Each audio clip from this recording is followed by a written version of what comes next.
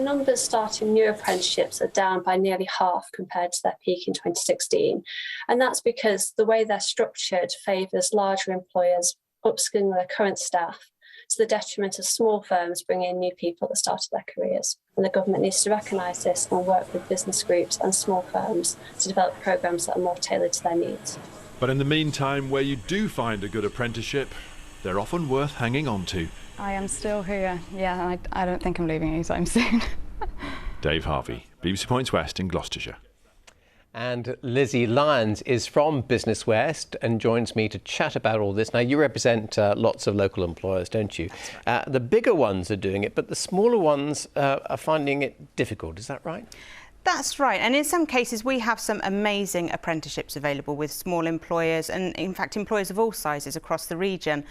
But often some of the smaller employers do find it slightly more difficult to navigate some of the funding systems that are in place. So, I mean, is there lots of paperwork? Do they get? Who pays for an apprentice, for example, to go off to college? So unless you're an apprentice levy payer, the employer would pay for the apprenticeship training. However, 95% of that is funded through the government. So just that 5% is what the employer would actually pay. OK, and in some cases it could be nothing, is that right? Absolutely, yeah. So some of those larger employers, those levy employers, are actually underspending their levy. So they have a pot of money that they're not actually spending on apprenticeships. So there is now the option that they can share that with smaller employers, so they can gift that to an employer, which means that employer doesn't pay that 5%. OK, and if young people are now looking at the possibility of going to uni and so on, which is the best, do you think, for many young people? It's very much dependent on the individual and their way of learning, whether they want to go down an academic route or whether they choose a more vocational route.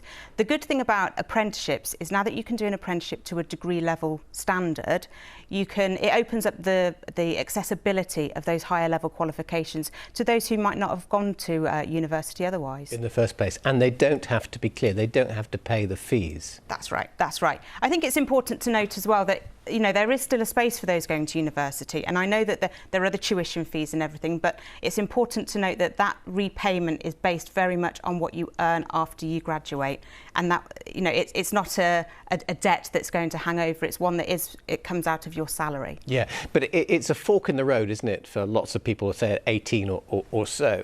And I suppose the advantage uni has is it's normally a more general education, and you have a great time.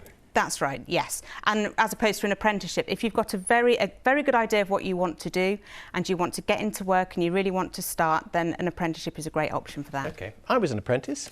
Were you? I wasn't, no. I went down the university route, but I know many apprentices. Lizzie, I can recommend apprenticeships. You should have considered it. I should have done. I would have done if I could have at the time. Lovely to meet you. Thanks for coming in. Thank you.